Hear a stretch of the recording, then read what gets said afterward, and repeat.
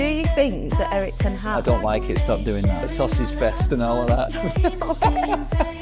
You stop looking at my paper. I've got another game. Yay! Yeah. Give it to where they can find. All right. When we come back from the next international break, will Eric Boy be the manager of Manchester United? Are we go?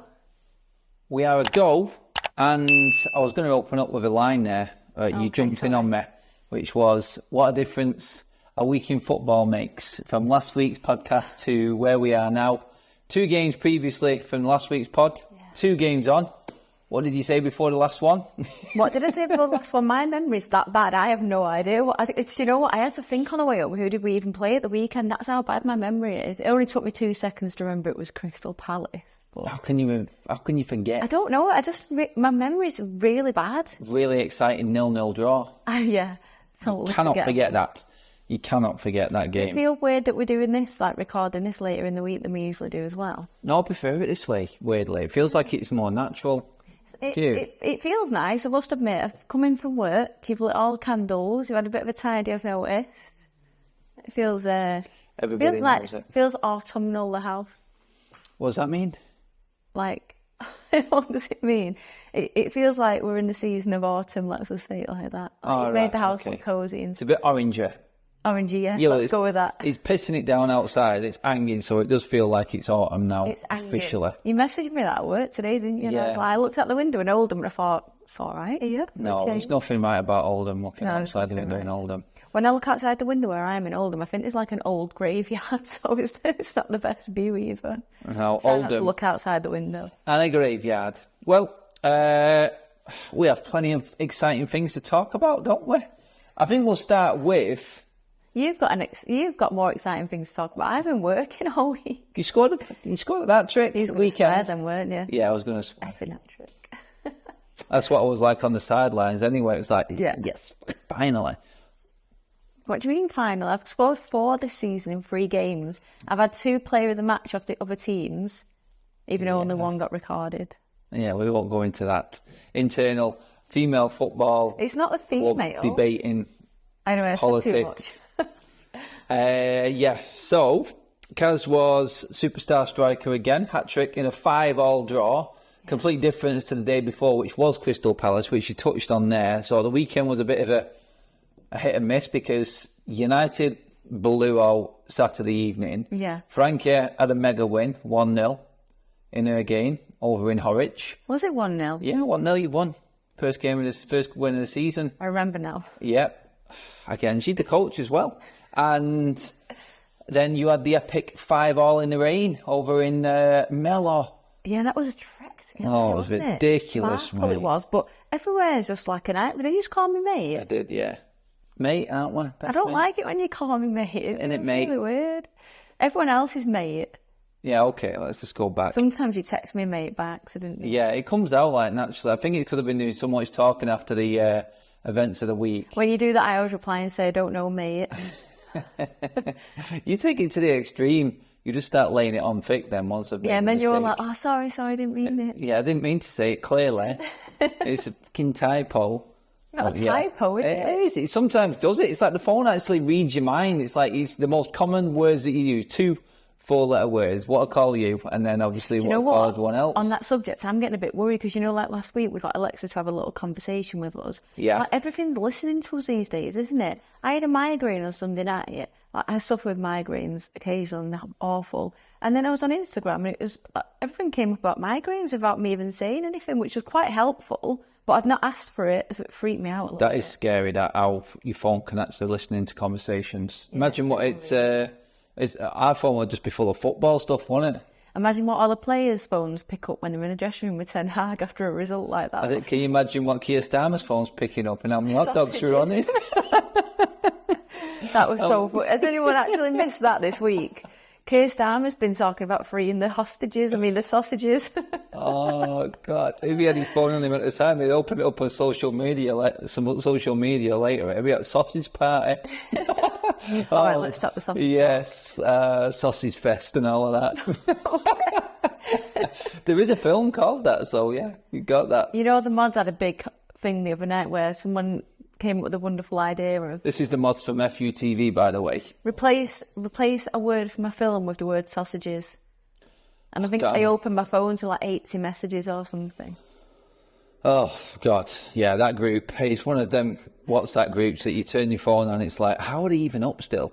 Or why are they up so early? Yeah, it's always some are up really late and some are awake like ridiculously early. Oh, we got a good mix in there, haven't Yeah, we? we have. Do you know what? Thinking of the same thing as well. I've really insulted someone at work today. Wow, what did you say? Well, do you know what I'm like? Like I say something and afterwards I think about it. And one of the ladies who works for me, she's nearing retirement, let's say. And she mentioned how she was going to a funeral. And I said, oh, you're at that age now where you go to a funeral every week. That is a bit bad, that. But then I said, old people. And then you're just digging yourself and even bigger. And then she went mad and I went, no, I didn't mean you. I meant my next door neighbour because she's at a funeral every week. But then she just took it that I meant old people, as in you. You threw Dozza under the bus just to try and bail yourself out at work, didn't you? I did make everyone laugh though, so it was a little bonus, per troop. No one's going to argue with you. You're the bleeding boss, so just have to take it on the chin. Yeah. Anyway, into football. General chit-chat and intro is done.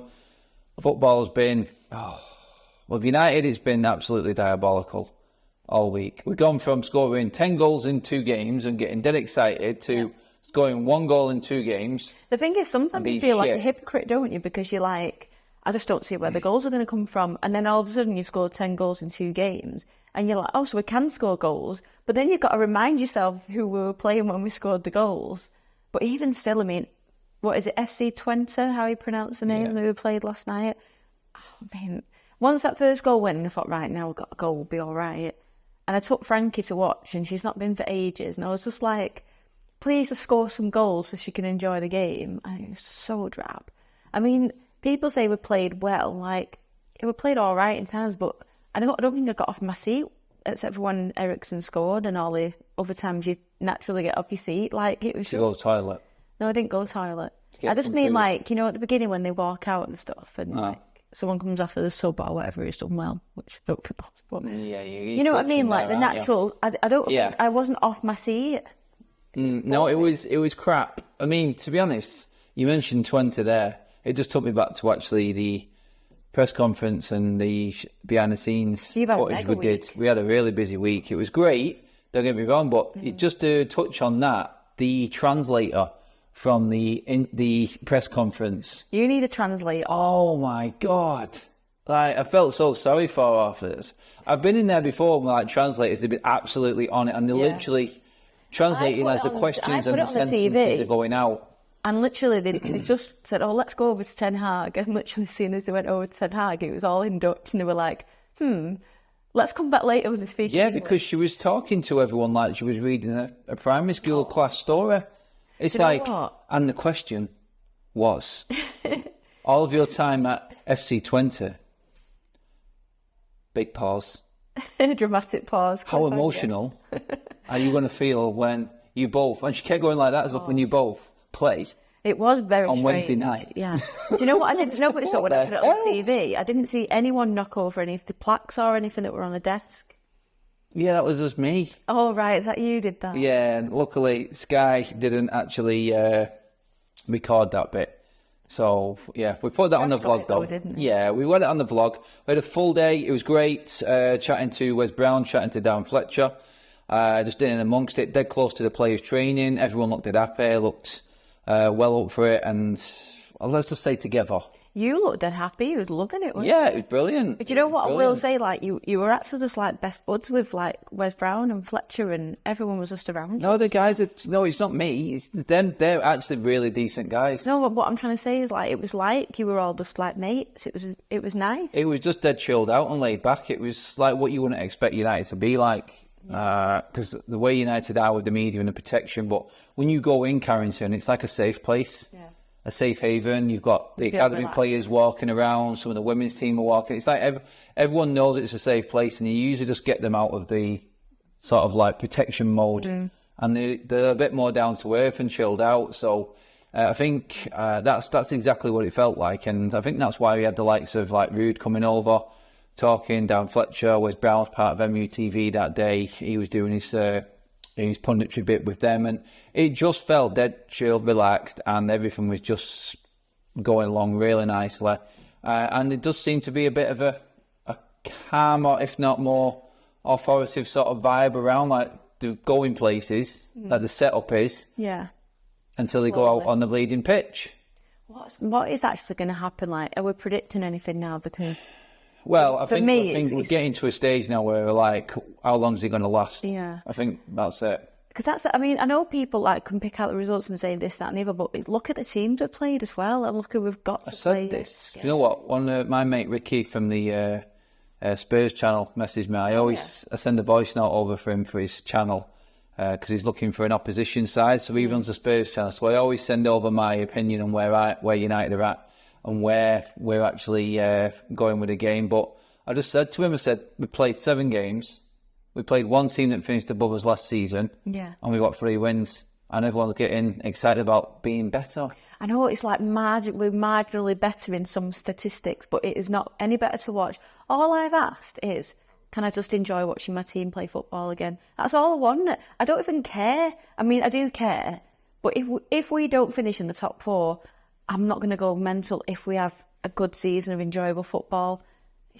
It's so boring. By the time next international break finishes, you're going to be like a quarter of the way through, and then you're like, okay, maybe we do need to make a decision now. So, well, I asked you a question on the way home. I'm actually going to do a bit of you now.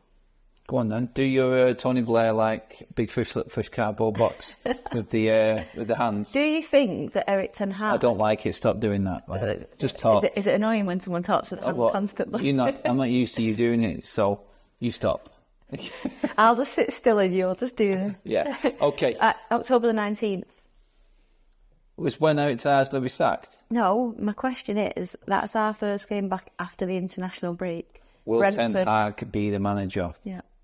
Brentford, I'm telling you now, that's a nightmare game on its own, but yeah, he will be. Yeah, you think? Why do you think? Because I know you said we're going to win against Tottenham on Sunday, but I think this is like Adam Hope, call it. Yeah, no, this is your explanation, the head above water game. Because I think we'll lose to Villa, and we won't have a good game in Porto, which are the 2 games after Spurs before we go on international break. But he'll have won Spurs just to...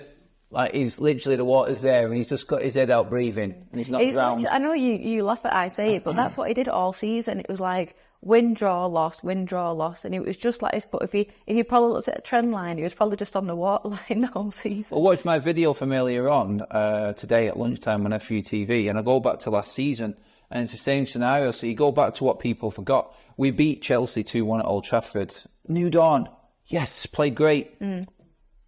Fell off, got absolutely battered by Bournemouth the next day. We beat Palace 3-0 in the Carabao Cup. We played Palace the following weekend, got beat. It doesn't make every single time. It's exactly the same pattern. This morning, right, and I was saying about, like, obviously the players and the standards and you know, their ability level. And people will say, well, you know, he's picked a good team to go out, the formation's fine, it's nothing to do with the manager, the players have to do it. And I do understand that argument, but time and time again, the players aren't doing it. And ultimately, what the only solution and the way it always ends is that it is with the manager. And where I look at it is, I can only think that it's just very uninspiring, because that's how the players come across on the pitch. And I'm not inspired when I watch him. Half the time I can't understand what he's saying. So I just wonder, like, what is it actually like to be a player under him as well? I said that. I've been talking about that all this morning. You said the exact right words, exact same words. Sorry, that I said. You're saying that you did your show based on what I said to you this morning. No, you're saying it after I've done the show, so you're really? Copying me because you've watched the show. I think you're listening to me. No, I think you've watched the shows and then come back today. But no, inspire would be how you describe it, because they don't look like they're inspired by anything. Like, if you asked... I'd say people like me and you, people like Roy Keane, old school United fans, it's like you put on that shirt and you go out in front of 70,000+ fans, automatically your self-pride kicks in. But it doesn't, but it's maybe the thing is, like, maybe Erik ten Hag isn't really doing much wrong. Maybe he just, like, hasn't got that thing, you know, what other managers have. He might just not have it. It's people asking me, like, and it's always the same question, yeah, but who do you want then if he goes? I hate that question. But it doesn't necessarily have to be a manager anymore. I think a coach. Ineos have definitely set up a system, I think, in that whoever The comes in next doesn't need. But I do think they need some, like a character, someone with some aura, someone who's going to bring something to like rally them, even if they've not got maybe the technical. I did see, like, in terms of shouting out Van Nistelrooy, he had a moment yesterday where he ran down from the dugout like he was fuming.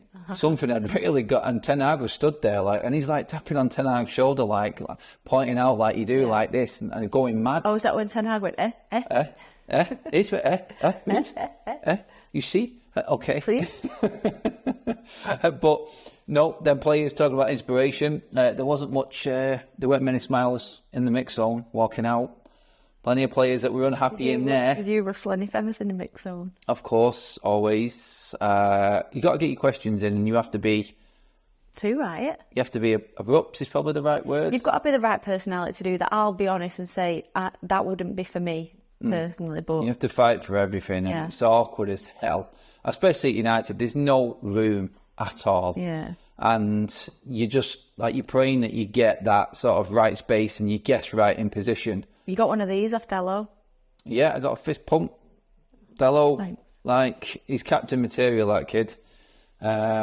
He played well, I thought. Yeah, he was all right, Dello. I think he plays better in that midfield ball and he's leading that left back. He's so central. He's brilliant. Again, though, it doesn't matter how many players you've got, how good the quality of the player is, how young he is, how much energy, how his fitness levels are, his quality, his goal-scoring attributes, doesn't matter. And Christian Eriksen is prime example to that. And poor Christian got sent out, lamb to the slaughter for the media. I think he's the kind of character that would actually put his hand up to come out, though. He went and did the broadcasters one, then he came out to us. It's like, George... It's weird when you said you were getting a player. In my head, it was Christian Eriksen, but I don't know if that's because he scored. He did score, and then straight away, after I asked the question about the game, which was, I thought, important for the moment, he owned up and said, look, it's a mistake from me. Put his hand straight up, which I thought, fair dues. But my question was, like, why does this team just self-implode when you're in comfortable positions and you look like you're playing well, and you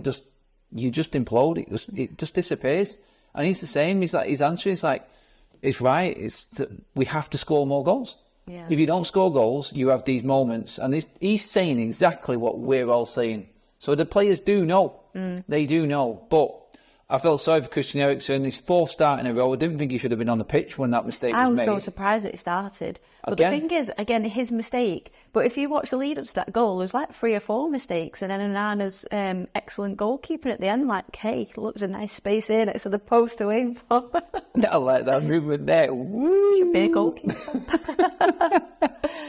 I can imagine him actually doing that. Didn't you have words with Onana, by the way? I did, yeah. You edit that bit out, was it a bit orcs? No, because he wasn't on camera. Did he tell you what? It? No, I just said, unlucky tonight. And he said, what? He just said, sorry, what? Did you go, unlucky shit tonight? Yeah, unlucky tonight. And he went, yeah, that's football. No, mate. It could be your front post. And it's not football. A lot of people always say, and the video I did at lunchtime, we had the highlights on there, and loads of comments came in, and they're all saying, we're bad, but what was Onana doing for that goal? What was Onana doing for that goal? You stop looking at my paper. What's on this piece of paper? Another game. Yay! In spirit of Christian Eriksen. Oh, no. Yes. Do you know what? I'm there busy at work and you're laughing your head off writing these quizzes for me when I'm struggling. Blind rank. So it's easier. Blind rank. Here we are, 10-minute explanation to Caz of what we're actually doing. What's a blind ranking? I don't know. So 8 players, all free transfers, all Manchester United free transfers. You have to put them in a position 1 to 8 off the name that I give you first. I have no idea what in a row. Can you give me an example? So I'll just give you a name, and you put him where you think he ranks from 1 to 8 as a free transfer. Good? Yeah, pretty much. But how do we know who's right then? You don't. It's just a guess game. There's no winner in this. It's just see if you can judge it. No, everyone does this, so don't say it's crap because you're worried about being a loser. Right? Are you ready? Yeah. Yeah. Okay. Okay. Here we go. First one, Laurent Blanc, Larry White. Was he? Yep. Fergie's free transfer. Can I? Once I said a number, is that it? Yeah, that position's right, gone. 7. Ooh. Is 10 the best? No, 1's the best. Right, okay. So you rank it. Why would 10 be the... Right, we're not even doing that. We're doing 8, so it's not even 10 there. Larry White is... Right, we'll give you 5 for Larry White. Thanks. Okay. Jeez, man, making your own rules up. It's not your game, you know. You're just a competitor. Competitor. Right, come on. Okay, next one. Yep. Michael Owen. 4. Ahead of one. Okay, your choice. I don't know who's coming up next. Tom Heaton. 10. 10. That's fair enough. Sorry, Tom. Johnny Evans. So I'd probably put him at 4. He's got to go 6 now. 6. Yep. So you've got Tom Heaton at 8. No, to me it's 10. No, there is no 10. There's only 8 named. I keep telling you this. So Tom Heaton at 8. 1 to 10 just makes more sense. You've got him at 8. You've got Lauren Blanc at 5. Yeah. You've got Michael Owen at 4. Yeah.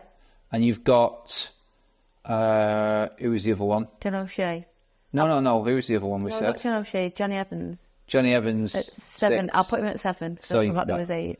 Right. So 8 Heaton, 7 Evans. Yep. 5 Blanc, 4 Owen. All right. Yeah. I'm just trying to give you like Zlatan. 2. Cavani. 1. I loved Cavani. Oh, give it to Eddie Cavani. All right.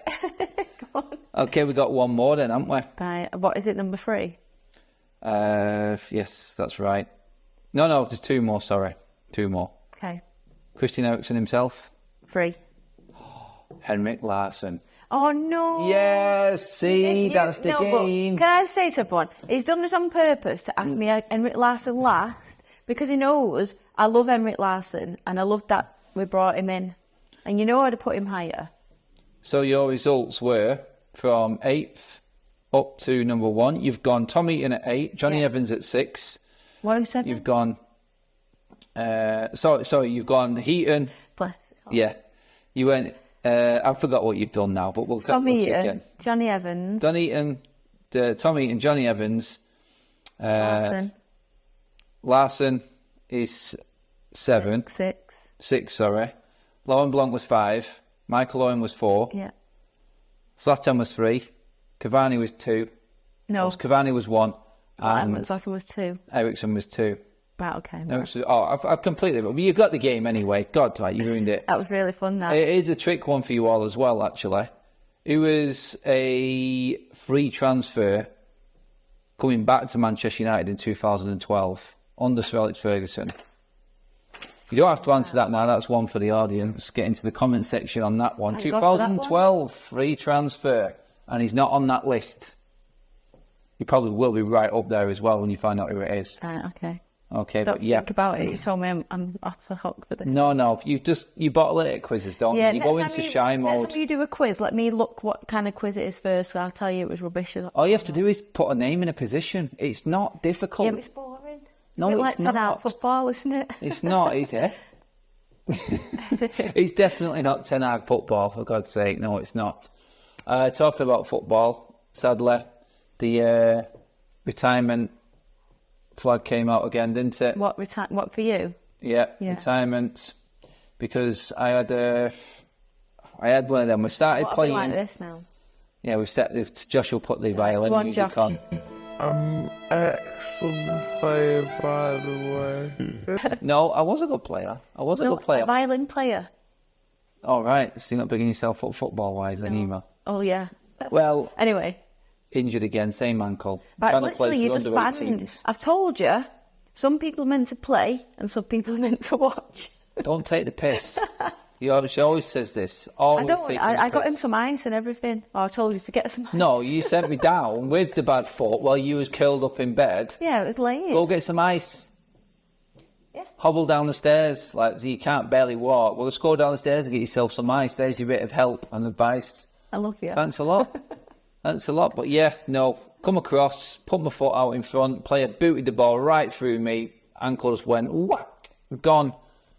And that moment, that sinking feeling when your whole body goes cold. And you're just like, oh no. Alfie's watching from the sideline, so I'm like embarrassing my son while playing for his under-18s team. I'm hobbling off the pitch. You'll learn one day. Oh no. And I'm just like... And it's only last week that you went playing with the older men, didn't you? I went and played in the vets team, yeah. I have to make a call to them and say I might not be available now as well. Oh, they'll be devastated. Don't. Take the piss. I will start talking. We'll start talking all the games it took you to warm up to score goals. I scored in my first game of the season, and then I scored 3 in the third game of the season. That's not bad. Not bad. Where do you think you are with the league? What In terms of how you feel like this team is going to manage in this league? Because it's a division. Do you know what? It's really hard to tell at the minute because it's hard to see from the league who's played who. Do you know what I mean? Like when you play someone on a Sunday, you're not sure yet because some teams haven't played any game. I think one team hasn't played, and a couple of teams have only played 1 and 2, so it's hard to compare and see where everyone's at. But I think we'll be kind of mid-table. Mid-table. I think that's about right. You do need some season in that league, so need a few more players just to balance the squad, don't you? Weekend, and you're not going to be there. No, Spurs this weekend. Shitting it. It's only Spurs. Honestly, you can't even say that anymore, can you? No, not you. Really, it's like you flex inside, like not even gone to the last 2 games. No one can be asked now. It's boring.